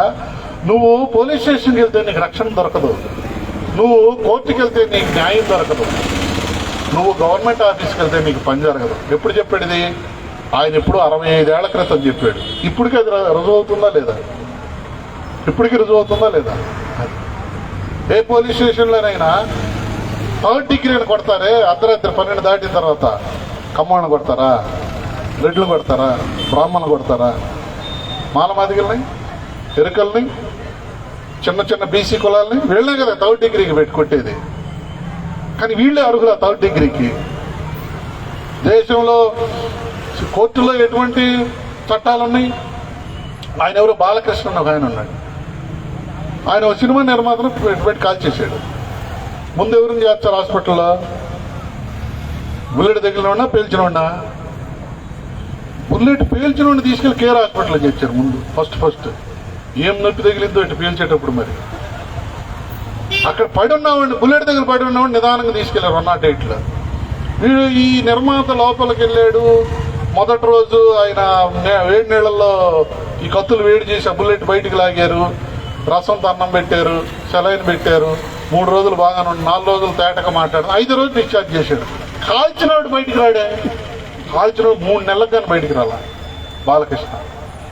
ఎటువంటి పోలీస్ స్టేషన్ చూడండి, మన ఆ సిఐ ఎవరో, ఆ ఎస్ఐ ఎవరో, ఆ ఎఫ్ఐఆర్ రాసినోడు ఎవడో కానీ కాల్చినోడేమో 4 నెలలు ఉన్నాడు లోపల, బుల్లెట్ దిగినోడేమో 5 రోజులకు బయటకు వచ్చాడు. ఎక్కడన్నా ఉంటుంది అసలు ఇది?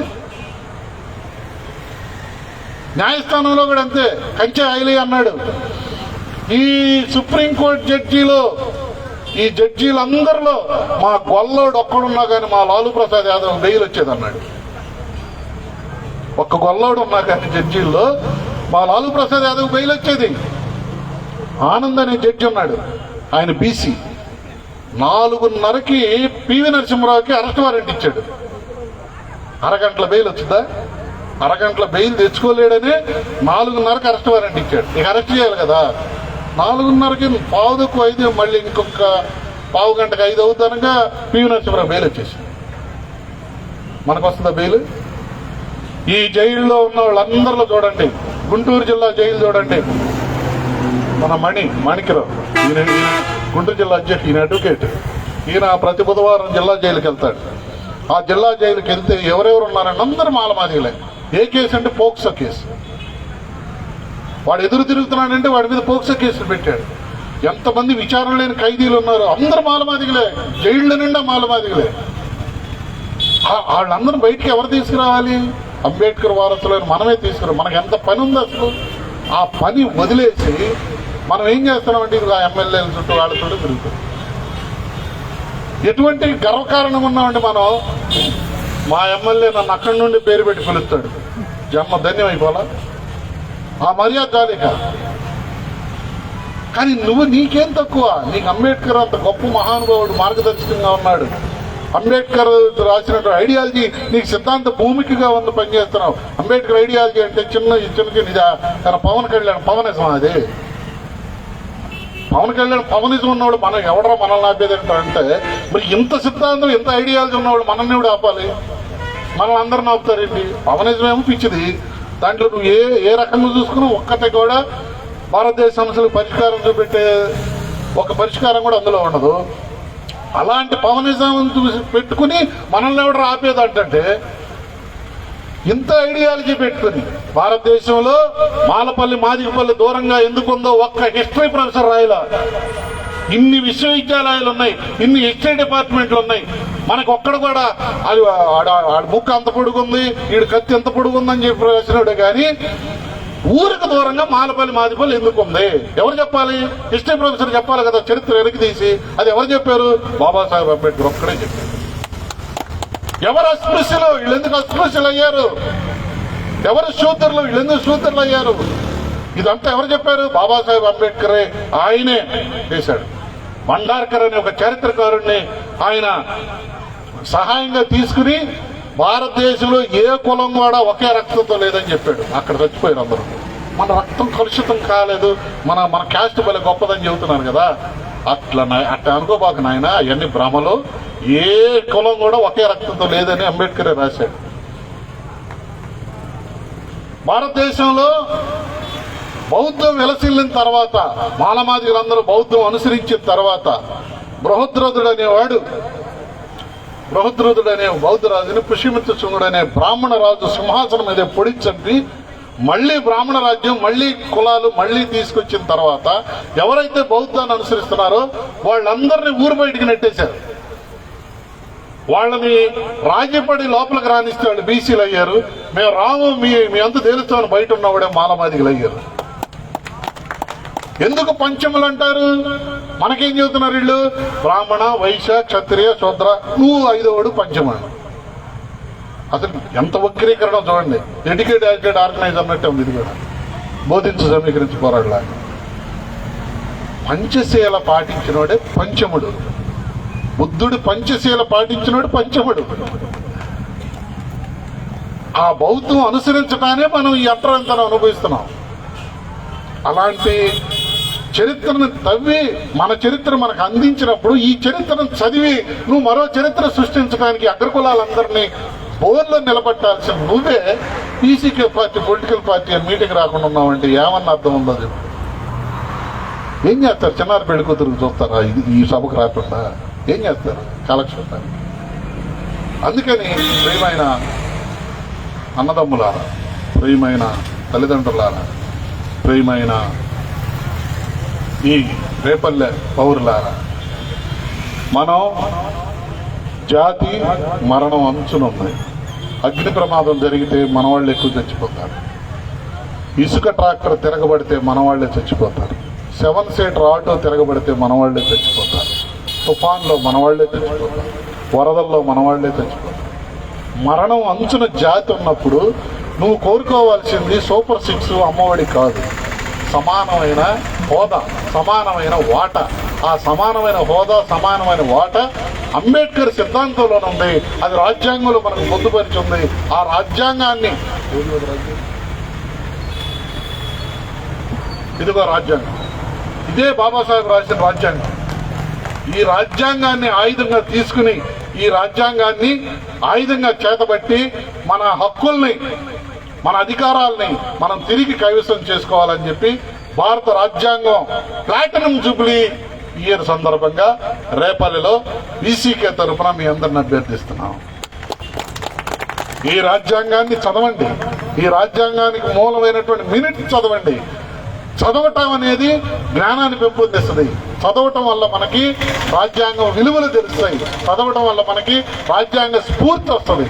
ఆ రాజ్యాంగ స్ఫూర్తి రావటం వల్ల మనకి ఈ చంద్రబాబు నాయుడికి, జగన్మోహన్ రెడ్డికి, రాజకీయాలకి ఏమిటి సంబంధం నీకు అర్థమవుతుంది. ఏమిటి సంబంధం వీళ్ళిద్దరికి? ఎందుకు చంద్రబాబు నాయుడు జగన్మోహన్ రెడ్డి అంటే అంత కోపంగా ఉంటాడు? ఎందుకు అంత కోపంగా ఉంటాడంటే 2019లో ఎవరు గెలిచారు? జగన్మోహన్ రెడ్డి గెలిచారు. అయితే జగన్ పార్టీలు గెలవటం ఎవరికైనా సహజం కదా. వాళ్ళకి అంత కోపం ఎందుకు అని అంటే, ఒక జర్నలిస్టు అంచనా వేశారు. వాళ్ళ అంచనా ప్రకారం ఏంటంటే, ఒక కులం అధికారంలోకి వస్తే, వాళ్ళకి అమ్మవాళ్ళు కావచ్చు, రెడ్లు కావచ్చు, వాళ్ళిద్దరే వచ్చేది. ఈయన దిగుతా ఆయన దిగుతాడు, ఆయన దిగుతా ఈయన దిగుతాడు. ఒక కులం కనుక అధికారంలోకి వస్తే వాళ్ళు 5 ఏళ్లలో 25 లక్షల కోట్లు సంపాదించి దిగుతారంట. ఎంత? 25 లక్షల కోట్లు సంపాదించి కింద దిగుతారు. మరి మన పరిస్థితి సార్, పోయినసారి వెయ్యే, ఈసారి కూడా వెయ్యనా? పెంచరా మీరు? వాడు 25 లక్షల కోట్ల దగ్గరుండి మనం ఏమన్నాం? వెయ్యేనా? అమ్మఒడి ఈరా మాకు, రేషన్ కార్డు ఈరా మాకు? 25 లక్షల కోట్లు. అందుకని 2019లో నాకు రావాల్సిన 25 లక్షల కోట్లు కాజేసాడు జగన్మోహన్. అది కోపం. లేకపోతే వీళ్ళిద్దరు ఇంటి పక్క ఇళ్ళ, లేకపోతే వీళ్ళేమన్నా గట్టు తగ్గతుంది వీళ్ళ మధ్య. ఎందుకంత కోపంగా ఉంటారు? అన్ని లక్షల కోట్లు వాళ్ళు అనుభవిస్తారు. ఇప్పుడు మనకి ఈయన దిగితే ఆయన వస్తాడు, ఆయన దిగితే ఈయన వస్తాడు. అంతే కదా. రాజ్యాంగంలో అట్లా రాశారా? కమ్మవాళ్ళు దిగగానే రెడ్లు ఎక్కవాలేనో, రెడ్లు దిగగానే కమ్మవాళ్ళు ఎక్కవాలని రాసిందా? రాజ్యాంగంలో రాసలేదు కదా. ఒకడికి శిక్ష వేశారంట. ఏం శిక్ష?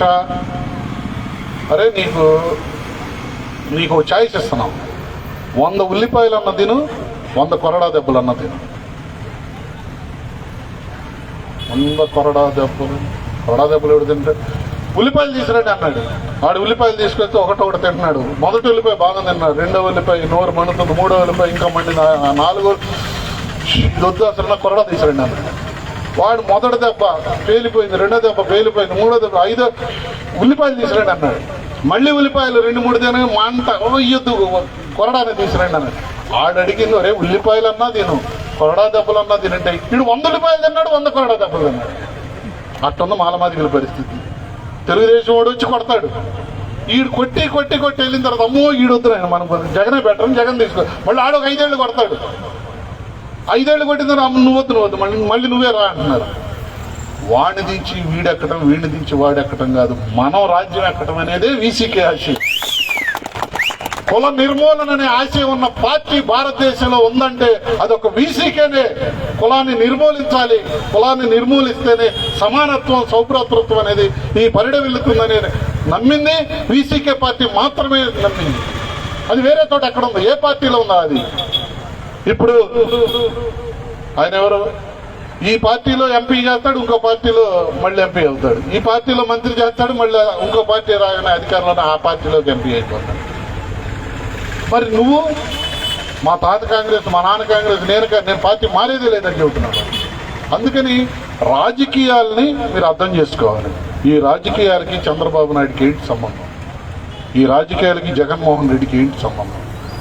వీళ్ళ రాజకీయాల వల్ల మన జాతులు ఎట్లా నిర్వీర్యం అవుతున్నాయి? ఈ జాతులు వీళ్ళ రాజకీయం వల్ల మనకున్న కింది కులాలు ఈ హక్కులు ఎట్లా కోల్పోతున్నారు? వాళ్ళు మాత్రమే ఎందుకు అంతంత మేడల మిద్దులు కడుతున్నారు? ఆయన ఎవరు? రాజశేఖర రెడ్డి జలయజ్ఞంలో 30 మంది కాంట్రాక్టర్లు తీసుకొస్తే 30 మంది కాంట్రాక్టర్లు ఒక్క మానవాది కాంట్రాక్టర్ లేడు. డబ్బులు ఎడిపోతున్నాయి, ఎవరిళ్లలోకి వెళ్తున్నాయి. ఇందిరం మిళ్ళని కట్టిస్తే ఆ ఇందిరం మిళ్లలో ఇనుము సప్లై చేసినోడు కమ్మోళ్ళు, ఇసుక సప్లై చేసినోడు కమ్మోళ్ళు, దాని సిమెంట్ సప్లై చేసినోడు రెడ్లు. మనకు మాత్రం కిళ్ళి కొట్టులాగిన తిల్లి మిగిలింది. దాని కాంట్రాక్టర్లు అందరూ బాగుపడిపోయారు. ఈ రోడ్డు వేస్తే ఈ రోడ్డు కాంట్రాక్టర్లో మాలోడు మాది కూడా ఒకడు ఉండడు, ఒక బీసీ ఉండడు, ఒక ముస్లిం ఉండడు. ఎందుకు వాళ్ళు అంత ఇదిగా ఉంటారు? కానీ మనకిచ్చే అమ్మఒడి పెద్ద పెద్ద ఫోటోలు పెట్టి అమ్మఒడి ఇస్తున్నట్టు చంద్రబాబు నాయుడు ప్రతి నెల 1వ తారీఖున పెన్షన్ తీసుకొచ్చి ఇస్తుంటాడు. నీ కాంట్రాక్టరు లక్షల కోట్లు తీసుకున్నవాడు ఉన్నాడే, వాడి ఫోటో ఎందుకే ఈ ఫోటోలో? ఈ 7,000 1000 రూపాయల పెన్షన్ చూపిస్తుంటావు మాకు. 3,000 పెన్షన్ తీసుకునేవాళ్ళు, వితంతు పెన్షన్ తీసుకునేవాళ్ళు, వాళ్ళనిట చూపిస్తుంటావే. తెలుగుదేశం అధికారులు ఉన్నప్పుడు కమ్మోళ్ళు ఎన్ని కోట్లు సంపాదించారో అది చూపెట్టు ఫోటో. జగన్మోహన్ రెడ్డి అధికారులు ఉన్నప్పుడు రెడ్లు ఎంత సంపాదించారో అది చూపెట్టు ఫోటో. నరేంద్ర మోడీ అనేవాడు ముస్లింల్ని గుజరాత్ లో, క్రైస్తవుల్ని మణిపూర్లో చంపుతున్నప్పుడు ఆ నరేంద్ర మోడీని సిగ్గు లేకుండా సమర్థించిన జగన్మోహన్ రెడ్డి, చంద్రబాబు నాయుడు మీ రాజకీయాలు ఏం చేయాలి? ఎందుకు సమర్థించారు? నరేంద్ర మోడీ అనే నరహంతకుడిని మీరు ఎందుకు సమర్థించారు? ముస్లింల్ని ఊతకోత కోశారు కదా. క్రైస్తవుల్ని మణిపూర్లో చర్చికి వెళ్ళొస్తుంటే ఇంతలో బండ పెట్టామని వెనక 2 చేతులు కట్టేసి పడిపోతే ఆ బండ పెట్టి ఆ నెత్తి మీద వేస్తే అట్లానే అల్లాడిపోయింది కదా, ప్రాణం ఇచ్చింది కదా. అలాంటి అరాచకాలు జరుగుతున్నప్పుడు ఆ బీజేపీని నిలవరించడానికి చంద్రబాబు నాయుడు, జగన్మోహన్ రెడ్డి మీ పదవులు ఎందుకు అడ్డం పెట్టుకున్నారు? అసలు మనం గడ్డి కోసిన కేసులో జైల్లో పెడితే మనకు బెయిల్ రాట్లా. కానీ జగన్మోహన్ రెడ్డికి అంత కేసులో బెయిల్ వచ్చేసింది. ఆయన ముఖ్యమంత్రి కూడా చేశాడు. బెయిల్ మీద ఉండే ముఖ్యమంత్రి, బెయిల్ మీద ఉన్నాడు, ఉద్యోగాన్ని కూడా పోలేడు మనోడు. బెయిల్ మీద అరెస్ట్, ఒక కేసులో అరెస్ట్ అయితే నువ్వు అందులో ఉంటే నీ ఉద్యోగం ఎగిరిపోద్ది. చంద్రబాబు నాయుడు ఇప్పుడు బెయిల్ మీద ఉన్నాడు. ఆయన రాజమండ్రి జైల్లో ఉన్నాడు, బెయిల్ మీద వచ్చాడు కదా. ఆయన బెయిల్ మీద ఉండి ముఖ్యమంత్రి చేస్తున్నాడు. జగన్మోహన్ రెడ్డి బెయిల్ మీద వచ్చి ముఖ్యమంత్రి చేశాడు. కానీ వాళ్ళు అంతంత కేసులుండి బెయిల్ మీద తిరుగుతున్నారు. మనకేమో చిన్న చిన్న కేసులలో అరికాలు కోటింగ్ తీసుకుంటున్నారు. ఎంత దారుణమైన విషయం ఇది. దీనికి అందరికీ కారణం ఏంటి? రాజకీయాలు. ఈ రాజకీయాలతో నీకు సంబంధం లేకపోవటం. ఈ రాజకీయాలు అనేది ఎవరో పెద్ద పెద్ద స్కార్పియో కార్లు, ఇంత దంచు పంచులు ఉన్నవాళ్ళు మాత్రమే ఉంటారనుకున్నాను. మనకి బాగా అగ్రకులాల్లో బాగా దూకుడుగా ఉన్నాడు అనుకోండి, వీడు హోమ్ మినిస్టర్ పనికి వస్తాడు అంటున్నారు. ఒక నెమ్మదిగా పెద్దరికి ఉన్నాడు అనుకోండి, వీడు కొంచెం జిల్లా పరిషత్ చైర్మన్ పనికి వస్తాడు అంటున్నారు. మనకు బాగా బీటెక్ చేసి అంత నీట్గా వస్తున్నాడు అనుకోండి, వీడు మనకు పోలింగ్ ఏజెంట్గా పనికి వస్తాడు అంటున్నారు. వాళ్ళని చూస్తేనేమో దృష్టి ఆ విధంగా ఉంటుంది, మనల్ని చూస్తేనే పోలింగ్ ఏజెంట్లా కనపడుతున్నాం. కానీ భారతదేశంలో ఈ దిశ దశ మార్చేసి రాజకీయాలను మార్చేసినటువంటి బాబాసాహెబ్ అంబేద్కర్ వారసులుగా మనం ఈ రాజ్యాన్ని పరిపాలించాల్సిన వాళ్ళం. ఒక ఎస్పీకి, ఒక సిఐకి, ఒక ఎస్పీకి, ఒక కలెక్టర్కి ఆదేశాలు జారీ చేయాల్సిన వాళ్ళు కానిస్టేబుల్ నుంచి భయపడుతున్నారు, సిఐ చూసి భయపడుతున్నారు, డిఎస్పీని చూసి భయపడుతున్నారు. ఎంత పెద్ద మాలపల్లి ఉంటుందంటే అంత పెద్ద మాలపల్లి ఉంటుంది, పెద్ద మాదిపల్లి ఉంటుంది. 6 అడుగులు 6.5 అడుగులు ఉన్న వాళ్ళు ఉంటారు, మీసాలు తిప్పేవాళ్ళు అందరూ ఉంటారు. అంత వీరులున్న మాలపల్లి మాదిపల్లిలో ఒక్క కానిస్టేబుల్ చివరింటికి వచ్చే చాలు ఈ ఇళ్ళోళ్ళందరూ ఒక దగ్గర చేస్తారు. కానిస్టేబుల్ వచ్చాడు, కానిస్టేబుల్ వచ్చాడు, కానిస్టేబుల్. అదే ఒక కమ్మ వాళ్ళ ఇళ్లలోకో, రెడ్డిళ్లలోకో డీజీపీ వచ్చాడు కదా, ఏంటంటే వచ్చాడు అంటారు. ఆ ధైర్యం మీకు ఎవరు ఇస్తారు? బాబాసాహెబ్ అంబేద్కర్ వీసీకే పార్టీయే ఇస్తుంది మీకు. అందుకు వీసీకే పార్టీని సమర్థించాలి. అలా చాలా మంది ఒక ఆయన చెబుతున్నాడు బీసీకే అంటే ఏంటండి, విడుదలై చిరుదై కలిసి కొంచెం అర్థంగా అది ఫ్రీగా ఉంటే బాగుంటుంది కదా, సులభంగా ఉంటే బాగుంటుంది కదా. సులభంగా ప్రజారాజ్యం కూడా సులభంగా ఉందిగా, అంతకంటే సులభమైన పార్టీ ఉన్నది ప్రజారాజ్యం. జనసేన ఎంత సులభంగా ఉంది ఉంటే, అంటే కొంచెం వీసీకే అంటే చాలా వీసీకే అంటే కాదు. మరి ఇప్పుడు వైసీపీని ఏమనాలి? అది యువజన శ్రామిక రైతు కాంగ్రెస్ అని జగన్మోహన్ రెడ్డికి గుర్తులేదు, దాన్ని హాయిగా పలుకుతున్నారు వైసీపీ అని. మీరు యువజన శ్రామిక రైతు కాంగ్రెస్ ఎమ్మెల్యేనా మీరు నన్ను అడుగుతున్నారా? జగన్మోహన్ రెడ్డికి నోరు తిరగదు ఆ పార్టీ యువజన శ్రామిక రైతు కాంగ్రెస్ అనలేడు. పేరుదే ఉంది. నీలో పనితనం ఉంటే, నీలో ప్రజల పట్ల అంకిత భావము సమర్పణ భావం ఉంటే, ప్రజల సమస్యలను పరిష్కరించాలనేటువంటి తపన ఆ ఆశయం నీలో ఉంటే పార్టీ పెరుగుద్ది. కత్తిరన్న కైఫ్ అంటే నువ్వు సినిమా మానేసావా? నోరు తిరగలేదని ఆగేవా? చూసావా సినిమాలో? పేరుతో కాదు, ఏమీ కాదు, అది ఆశయం ఉండాలి, అది సమానత్వాన్ని ప్రబోధించి ఉండాలి, కులాన్ని నిర్మూలించే ఆశయం ఉండాలి. ఆ ఆశయం కలిగింది కాబట్టి వీసీకి. ఒంగోలు వచ్చాడు తిరుమల గారు, ఆయన ఏం చెప్పాడు తెలుసా? నేను ఎక్కడో అంగనూరులో గోసి పెట్టుకునే రామస్వామి అనే కొడుకుని, నేను ఆ రామస్వామి కొడుకు పుట్టే, నేను ఆ పేడకాళ్ళు ఎత్తేసుకునే రామస్వామి కొడుకుకు పుట్టాను. మీరు ఒంగోలులో ఉన్నారు, మీకు నాకు ఏంటి సంబంధం? మాది ఎక్కడో తమిళనాడు, మీది ఎక్కడో ఒంగోలు, మీకు నాకు ఏంటి సంబంధం అంటే ఆయన ఏం చెప్పాడు తెలుసు? మీ తండ్రి మా తండ్రి అంబేద్కర్ కదా, అది మన సంబంధం అని చెప్పి. ఆ అంబేద్కర్ ఆశయాన్ని ముందుకు తీసుకెళ్లేది ఉండాలి. ఇప్పుడున్న సెంట్రల్ గవర్నమెంట్ ఎంప్లాయీస్ ఎవరు కూడా ఒక్కడ కూడా అంబేద్కర్ ఫోటో పెట్టుకోవడానికి భయపడుతున్నారు. ఎందుకు? అంబేద్కర్ ఫోటో పెడితే ఆ ప్రమోషన్లు తీసేస్తారేమో, ఏదైనా ఏసీబీ దాడుల్లో పెడతారేమో, అక్కడ ఈడీ వచ్చి అటాచ్ అంటదేమో, భయపడిపోతున్నారు. ఎందుకంటే ఇంత జనం ఉండి, ఇంతమంది ప్రజలుండి ఈ పరిపాలనలో మన భాగస్వామ్యం లేదు. ఓ పిల్లాడు తెనాల్లో రేపల్ల బస్సు ఎక్కాడు, కండక్టర్కి వచ్చి చెప్పాడు, కొల్లూరు వచ్చినప్పుడు చెప్పు అన్నాడు, చెబుతాలే పో అన్నాడు. అన్నాడు కానీ మర్చిపోయాడు. బస్సు రేపల్లో వచ్చేసింది.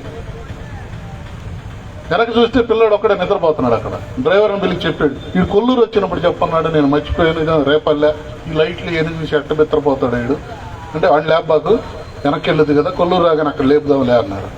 మళ్ళీ బస్సు నెమ్మదిగా తీసుకెళ్ళి వీడు గతుకుల్లో నెమ్మదిగా వెళ్తాడు, వీడు లేచి ఏడుస్తాడేమో మనకు వచ్చిన బాధని. నెమ్మదిగా కొల్లూరు చేరింది. మళ్ళీ తిరిగి కొల్లూరు వెళ్ళిన తర్వాత అప్పుడు శాంతించి కండక్టర్కి బయలుదేరా కొల్లూరు వచ్చిందిలే అన్నాడు. దిగు కొల్లూరు, ఇది దిగు, నేను దిగను. కొల్లూరు వచ్చినప్పుడు చెప్పన్నావు కదరా, నేను వెళ్ళాల్సింది రేపల్లే, కొల్లూరులో మా అమ్మ టిఫిన్లో తినమంది. మరి ఇప్పుడేం చేయాలి? సమస్య ఎవడిది? పిల్లవాడిది. మరే నీ సమస్య ఏంటంటే నువ్వు కొల్లూరులో లేపన్నావు, రేపాలు తీసుకొచ్చావు, ఇది సమస్య. దీనికి మరి ఏం చేయమంటావు నన్ను అడిగితే, వాడి సమస్య కాబట్టి వాడి సమస్య పరిష్కారం వాడు చెబుతాడు. వాడి తరపున నిర్ణయం ఎవడు తీసుకున్నాడు? కండక్టర్ డ్రైవర్ తీసుకుని తిరిగి మళ్ళీ కొల్లూరు ఆడి టైం ఎంత వేస్ట్ చేశారు వీళ్ళు.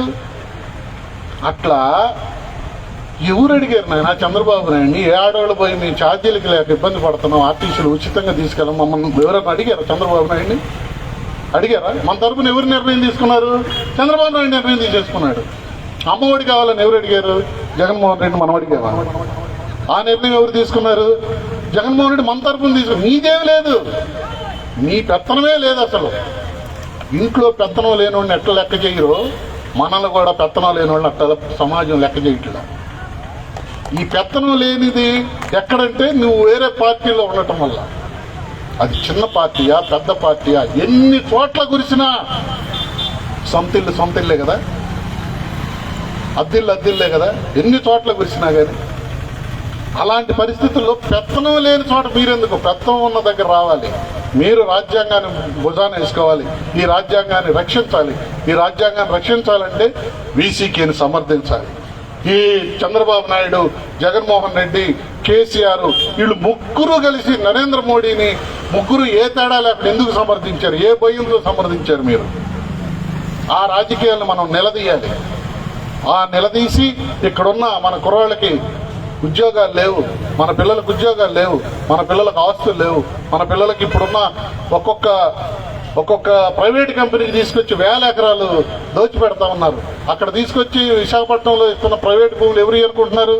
ఈ ప్రైవేట్ కంపెనీలకు ఇస్తున్నారు వేల ఎకరాల భూములు. అవన్నీ మనకి ఇచ్చిన అసైన్ ల్యాండ్లే వాళ్ళకి తీసుకెళ్ళి ఇస్తున్నారు. అది మాలమాదిగలకు ఇచ్చిన అసైన్ ల్యాండ్లు. అవి తీసుకెళ్ళి వాళ్ళకి ఇస్తా వాళ్ళు రోజు పేపర్లో చెబుతూ ఉంటారు అనమాట. ఏమని? మనకు ఒక కంపెనీ వస్తుంది, పెట్టుబడులు వచ్చేస్తున్నాయి, మనకి ఉద్యోగాలు. మరి ప్రైవేట్ కంపెనీలో ఉద్యోగాలు అయితే ఆ ప్రైవేట్ కంపెనీలో రిజర్వేషన్ ఉండవు కదా, మాకు వస్తాయా? మీకు రావు, అవి మాకే. మరి మీకు ఎస్సీసీల్లో మీకు ఆర్టీసీ బస్సులు ఉచితంగా మీరు వెళ్ళొచ్చు, మీకు పెన్షన్ ఇస్తాం. మరి మా భూములు లాక్కుంటున్నారు కదా, మీ భూములు లాక్కుంటాం, మేము కదా అధికారులకు వచ్చింది. మరి మేము ఓటేయటం నీకు ఇచ్చాంగా. చిలుమూరు అని ఏడో ఒక ఊరు ఉంది, రేపల్లె అవతల చిలుమూరు అని ఉంటుంది. అక్కడ సర్పంచ్ పోటీ చేశాడు, ఒక అగ్గరకుల సర్పంచ్ పోటీ చేసి నెల రోజులు ఎవరైనా సరే హోటల్లోకి వెళ్ళి చీటీ తీసుకెళ్ళి ఆయన పేరు చెబితే టిఫిన్ పెడతారు. ఎలక్షన్ అయిందా టిఫిన్ పెట్టారు. ఎలక్షన్ అయిపోయింది, మే నెల ఎలక్షన్ అయిపోయింది, జూన్ జూలై వచ్చింది, పెద్ద వానలో. ఆ వానల్లో ఇళ్ళని మునిగిపోతున్నాయి. వీళ్ళందరూ గొడుగులు వేసుకుని సర్పంచ్ ఇంటికి వెళ్ళారు. వాడు చల్లగా ఉంది వాతావరణం, హాయిగా దుప్పుడు పడుకున్నాడు. డిస్టర్బ్ చేసే కోపం వచ్చింది ఆయనకి. బయటకు వచ్చి ఏంటో గోళ అన్నాడు. కాదండి, మా ఇళ్ళని మునిగిపోతుంటే నువ్వేం పట్టించుకోలేదు, నాకేం అవసరం అన్నాడు. నువ్వే సర్పంచ్. అరే చట్నీకి ఒకడిని ఇడ్లీకి ఒకడిని ఆ రోజే కొన్నాను నేను. ఇప్పుడు నా దగ్గరికి వచ్చి అప్పుడు ఉచితంగా దీన్ని ఇప్పుడు ఇక్కడికి వచ్చి నా బాధ్యత గుర్తు చేస్తున్నారు ఏందని కోప్పడ్డాడు. ఆ కోపం జగన్మోహన్ రెడ్డికి ఉండదు, చంద్రబాబు నాయుడుకి ఉండదు. అందుకని మనకి ఈ పరిపాలన, మీరు ఓటర్లు కాదు, మీరు పరిపాలకులు. ఎస్సీలు, బీసీలు, మైనార్టీలు, ముస్లింలు వీళ్ళందరూ ఎవరు? పరిపాలకులుగా మాట్లాడాలి, పరిపాలకులుగా ఉండాలి, పరిపాలించాలి అనేటువంటి పరిపాలకుడు ఉండటం అంటే నువ్వు మంత్రిగానే ఉంటేనే పరిపాలనని కాదు, నీ మనస్తత్వమే పరిపాలకుడిలాగా ఉండాలి. పరిపాలకుడిలా ఉన్నప్పుడు వీళ్ళందరూ నిన్ను ఎవరెవరైతే వివక్షతతో చూస్తున్నారో వాళ్ళందరినీ నువ్వు ఆన్సర్ చేయగలుగుతావు. నువ్వు ధైర్యంగా రేపల్లె నడివీధిలో ధైర్యంగా నిలబడగలుగుతావు, ధైర్యంగా తిరుగాడగలుగుతావు. అలాంటి ఇది కావాలి మనకు. అందుకని మీరు ఆలోచించాల్సింది ఏంటంటే మనకి జ్ఞానం కావాలి, మనం పరిపాలించగలం, మనకు తెలివి ఉండాలి అని చూసుకోవాలి. ఎన్టీ రామారావు స్టూడియోకి వెళ్ళేటప్పుడు కరెక్ట్గా 7 గంటలకు వెళ్ళిపోతాడంట. 7 గంటలకు వెళ్ళిపోయాడు కరెక్ట్గా. ఆయన స్టూడియోకి రాగానే అందరూ టైం సరి చేసుకుంటారంట, 7 అయిందని. అంత టెన్షన్కి వెళ్తాడు. ఒకరోజు స్టూడియోకి వెళ్తుంటే ఈ స్లోగా వెళ్తున్నాడు డ్రైవర్, కొంచెం స్పీడ్గా బాని అన్నాడు. వాడు కొంచెం స్పీడ్ పెట్టాడు, ఇంకా కొంచెం స్పీడ్ బాని, కొంచెం స్పీడ్ పెట్టాడు. ఈ పెంచిన స్పీడ్ ఎన్టీ రామారావుకి నచ్చలా. నువ్వు వెనకరా అని చెప్పి ఎన్టీ రామారావు డ్రైవర్ కూర్చుని రైలుకి 100 మీద లాగిస్తుంటే సిఐ బయట నుండి చూసి ఎస్ఐని ఎవడాడు అంత స్పీడ్ వెళ్తున్నట్టు లక్కరా అన్నాడు. వీడు ఎస్ఐ ఆగమాగాల మీద పోయి ఓవర్టేక్ చేసేట్టు చూసి వెనక్కి వచ్చేసాడు. సిఐ అడిగాడు, తీసుకొచ్చేవా అని. ఏం సార్ ఆయన తీసుకొచ్చేది? ఆడు ఎన్టీ రామారావు డ్రైవర్కి పెట్టుకున్నాడు సార్, అంతట్లో నేను అడిగిచ్చింది. ఆ ఎస్ఐ తెలివి అట్టుంది, మన తెలివి కూడా ఉంది. ఏందండి లోకేష్ అంటే ఏందండి ఆయన మంత్రి లోకేష్ అంత మనగోళ్ళు వీళ్ళందరూ. మనం చదివిన పుస్తకాలు అట్లా చూసి ఉంటారు వీళ్ళందరూ కలిసి. అలాంటి అజ్ఞానులు అందరూ మంత్రులుగా ముఖ్యమంత్రులుగా పెట్టుకుని పరిపాలించాల్సిన వాళ్ళందరూ మీరు దీనంగా ఉంటున్నారు. అందుకనే ఈ రాజ్యం మీది, ఈ రాజ్యాంగం మీది, ఈ ప్రభుత్వం మీది. దీన్ని పరిపాలించవలసిన వాళ్ళు మీరు ఈ రాజ్యాంగం ప్లాటినం జూబ్లీ వేడుకల్లో ఒక నిర్ణయం తీసుకోండి. కంఠంలో ప్రాణవనంగా అగ్రకులాలకు ఓటేయము అని నిర్ణయం తీసుకోండి. 6 నెలల్లో మనోడు ముఖ్యమంత్రి అయిపోతాడు. అలా కింది కులాలు అధికారంలోకి రావడం అంటే పై కులాలని వాళ్ళని మళ్ళీ అనర్హులుగానో తక్కువ వాళ్ళకి చూడటానికి కాదు. మనం ఆ పరిపాలనలోకి వచ్చేది ఎందుకంటే పై కులాలు కింది కులాలు ఏవి ఉండవు, సమానత్వాన్ని సాధించడం కోసమే. రాజ్యాంగం ప్రతిపాదించినటువంటి సమానత్వాన్ని, సోషల్ జస్టిస్ ని, సామాజిక న్యాయాన్ని సాధించడం కోసమే మనం అధికారంలోకి రావాలి. ఆ అధికారం చేపట్టడానికి వీసీకే పార్టీ ఉంది. ఆ వీసీకే పార్టీని మీరు అందరూ బలపరుస్తారని కోరుకుంటూ ఈ అవకాశం ఇచ్చిన మీ అందరికీ కృతజ్ఞతలు తెలియజేసుకుంటూ సెలవు తీసుకుంటున్నాను. జై భీమ్. సభ